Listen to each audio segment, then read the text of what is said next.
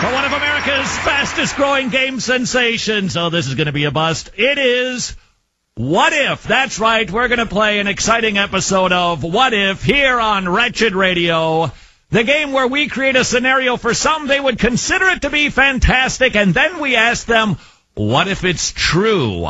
Tony, who's our first contestant today on What If? Todd, our first and last guest, has been hailed as one of the most brilliant journalists of our time, according to the London Observer. He's a contributing editor, ironically, for Vanity Fair. He was named one of the top 100 public intellectuals by Foreign Policy and Britain's Prospect. He studied in Cambridge and Oxford, and now he just hates God. He's the author of God is Not Great. He is Christopher Hitchens. Wow, fancy that. Christopher, thanks very much for being with us, sir. Hello. Christopher, we're going to have you play a game show today called What If. Are you game? Sounds all right. All right, here's what we've got for you, sir. We are going to play a game. I'm going to create some fantastic scenarios, and then you tell me, sir, what your response would be if these things happen to be true. Ready to go? Yeah. All right, here we go. Here's the first one. Now, I realize for you, sir, the author of God is Not Good, that you don't believe in God, but what if... God is not great, excuse me. God is Not Great. What? Now in paperback at fine bookstores everywhere. Mm-hmm. So what if God actually exists, sir? And what if he actually has provided everything for you? He's granted you life. He has given you health. He has given you food. He's given you the trees to write your screed against him. He's provided you royalties. It all came from him. What if that is true, sir? Would he not have been good to you? No. He wouldn't. Because if that were true, it would mean that I had an eternal supervising parent who would never die and let me get on with my life, never let me grow up, would keep me under surveillance. But you have, sir. And supervision every minute of my life. But you constantly constantly asked me to be thanking and praising him. Yeah. I think it would that be wasn't part of the scenario. It would be like living in North Korea. I think it would be a horrible outcome. Well, not sure that God is Kim Jong-il, but what if what I said is true? Well, Kim Jong-il, he has a different opinion. Uh-huh. So if that is the God who's made you and created you, he's allowed you to live your life, shouldn't that be a sign of kindness to you? No. Oh. I don't want anyone's permission to live my life, thanks. All righty. Well, it's not that you've been asked or that you asked him. I think it's servile, and one is expected to constantly grovel as a result. All right, Christopher Hitchens, round two of What If. What if God exists? He's provided everything for you. He's kept you together by the power of his word. If that is truly God, do you believe that God, if he's provided everything for you, has rights on your life? No. Because? Why should he? What gives him this right? Because he owns you. He's created everything for you. He's kept you alive. I don't want to be owned. I don't want to be owned, and I don't recognize anyone's right to own me. Remember, we're playing a game of What If. I wrote my book exactly to teach people to emancipate themselves from the man-made slavery of religion, and you're giving the perfect instance of what I mean. I don't acknowledge anyone's ownership of myself. I know you don't acknowledge it, but what if he is God? Suppose that I grant your premise about him having made me and even treated me well, still doesn't give anyone ownership rights. Even if I have these for my children. Okay, so even though he keeps you alive, he causes you to breathe, he provides you food and everything that is good, he doesn't have any rights to tell you what to do. Nothing. Does that mean that people who are sick and poor and hungry are excuse this obligation of thanking someone brokenly for owning them? Well, that isn't a part of the game show. I'm just asking you. Let's play another round here. I'm sorry. I think a question may take the form of an answer. All right. So here's question number 3 of our little game show called What If, with our special guest Christopher Hitchens, the author of God is Not Great, How Religion Poisons Everything, which is I hope, hyperbole, but even so. No, it isn't. Not if it postulates that I'm someone who's owned by someone else. All right.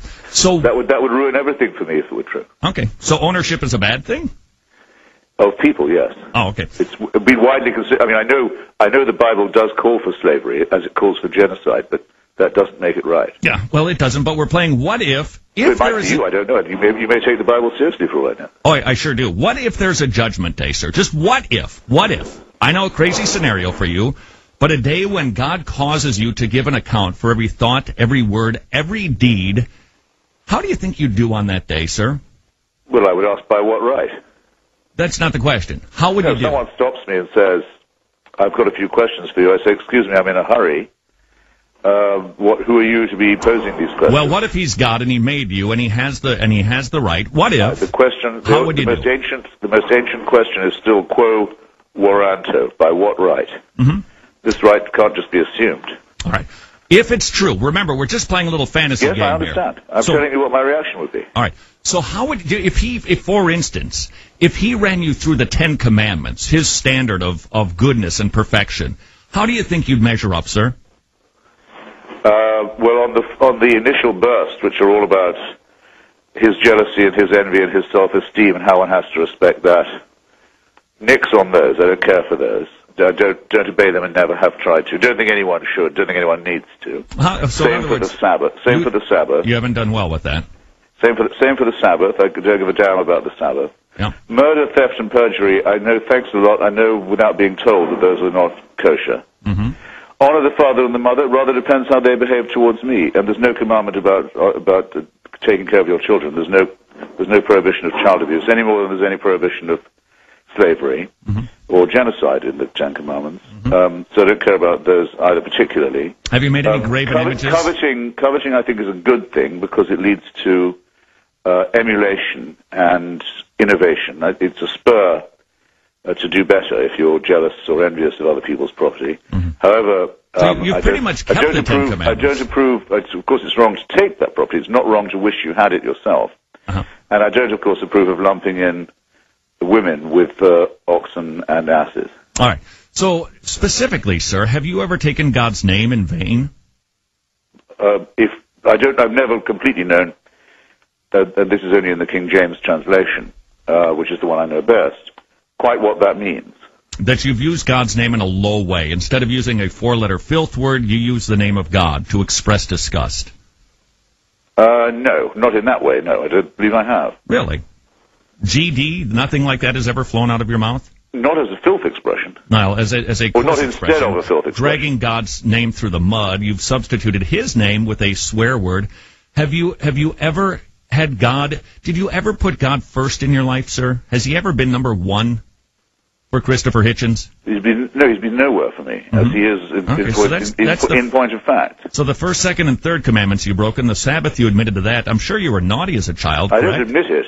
Yeah, but you were naughty as a child, correct? Excuse me. It's not an admission, it's an assertion. Did your parents ever get upset with you as a child, sir? I dare say they did. Because you were naughty, so you broke that commandment. Murder. How do you know that's what it was for? I'm just guessing you're like every other kid I've seen. But that might not have made them upset.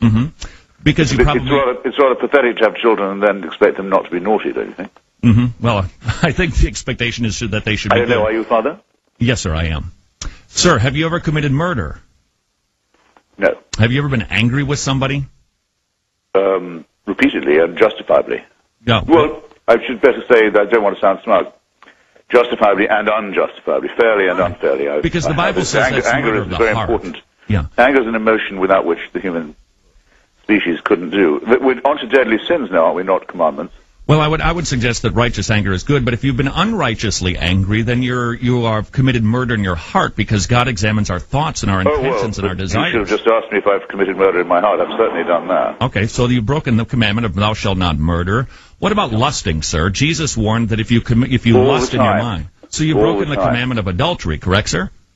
Well, none of your business. All righty. So what we basically done is determine how you'd be doing on Judgment Day. It doesn't sound like you'd measure up at all to God's 10 Commandments.